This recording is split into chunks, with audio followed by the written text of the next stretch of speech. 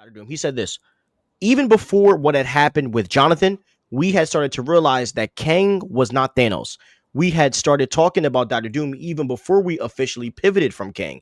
In fact, I had started talking with Robert about this audacious idea before Ant-Man 3 even came out. So, as you being probably like the biggest Kang enthusiast on the internet, honestly, I hate um, that word, enthusiast. okay, Kang. I'm gonna say for you being like the biggest like pusher of Kang staying in the MCU and possibly like being recast or something. How does this make you feel? Like, what were your thoughts about this piece when he started talking about just the switch from Kang to Doom? You know, I I disagree. I don't think that Kang like couldn't be as popular as Thanos. I think it was mishandled and uh like he never should have been the villain of an Ant-Man movie, you know? And it seemed like they were like scraping the bottom of the barrel. And I like Ant-Man, don't get me wrong. But like it seemed like they were scraping the bottom of the barrel for characters, and like Kang is a really dope character. Kang has a lot of great comics, and I'm a huge fan of the character.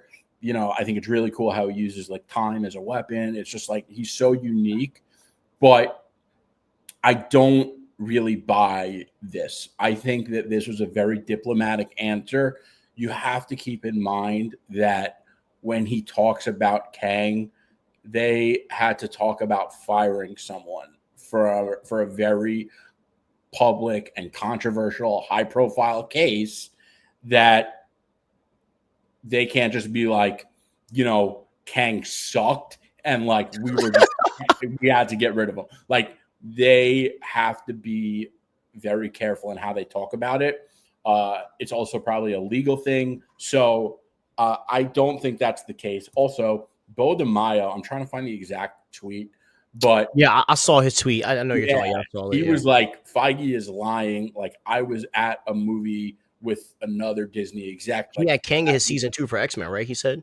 yeah, exactly. They were talking about having Kang in season 2 for X-Men or something like that. So it's complete bogus. And I think that what happened was, I think maybe I do think they very could have well realized that Kang wasn't working out the way they hoped it would. And firing Jonathan Majors just made it easier. But I don't think that they were just like, yeah, Kang isn't Thanos. And then, I don't buy this. I think that it's very nuanced. And I think there's like a lot of half truths in this. And because there's a lot of half truths, it's really difficult to speculate on what actually went down. And it sucks because we probably will. We're not going to see Kang in the MCU for at least another like 10 years. Okay. So it is what it is. But if there's one person that they could replace Kang with, it's Doctor Doom. So, you Yeah. know, but they're going to have to establish Doctor Doom. And what's interesting about Doctor Doom is also very similar with Pedro Pascal as Reed. There are a lot of people that are not convinced that Pedro Pascal was a good casting as Reed. There are also a lot of people that are not convinced that Robert Downey Jr. is a good casting as Doctor Doom. So their two biggest castings going into the next Avengers cycle are doubted by a lot of people. Now, from what we've heard, and Robert Meyer Burnett, who I'm a huge fan of, he said he spoke to one of his friends who he trusts very much. And this was a couple weeks ago. That friend saw Fantastic Four First Steps and told Robert Meyer Burnett that he loved the movie.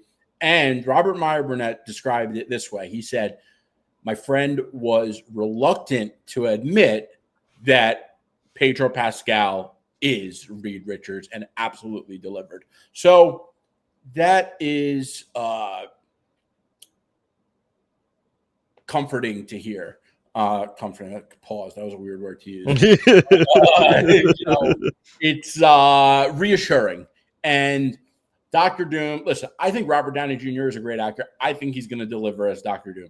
I was more sure of Robert Downey Jr. as Doctor Doom than I was as Pager as Reed. But doesn't change the fact that there are a lot of people that think it's a lazy cash grab. By the way, I hate the word cash grab.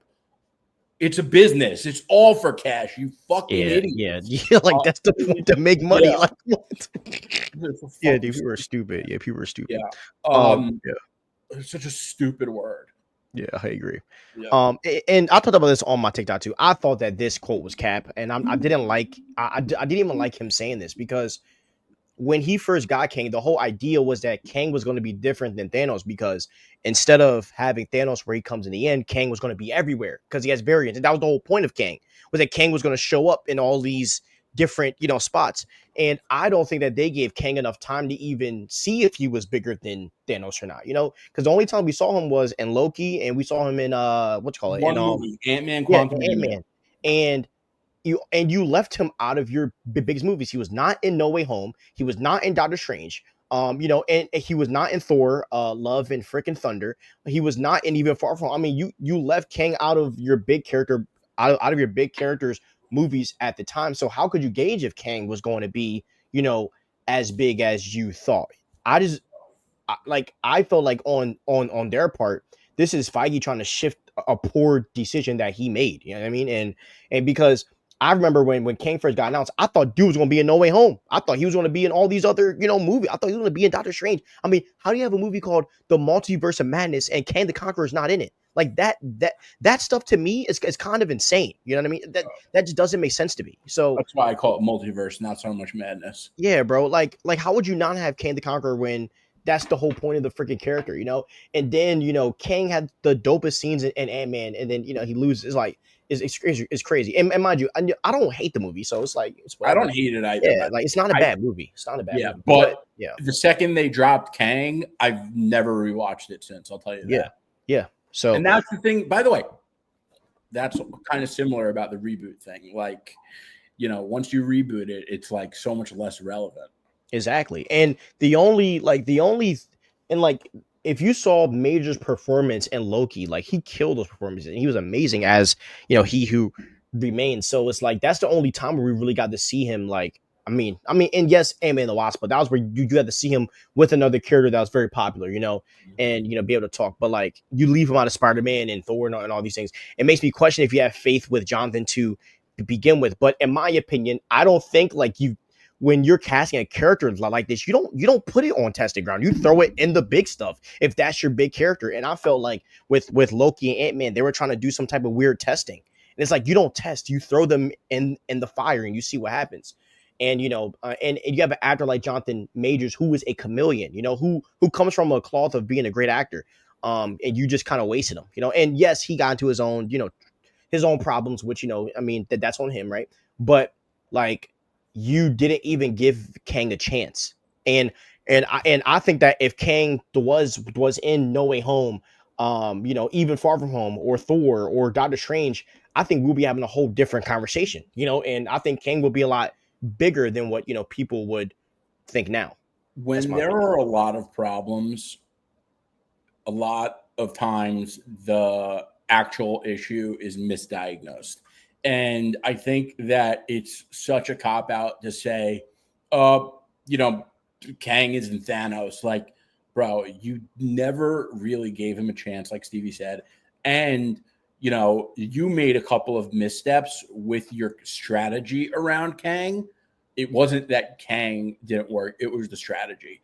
And a lot of it comes down to like the just strategy around Multiverse of Madness and making the dumbest TV shows. By the way, you know what I also hate is like when people are like, "Oh, well, you didn't like She-Hulk, like you're an idiot because the writers say that it was the most comic accurate version of the character." Well, maybe we don't like character. How's that? Okay, Yeah. like I don't care. Comic accuracy isn't the only standard, but the other thing here is that like there were a lot of problems in the multiversal saga, and Kang isn't even on the top 10.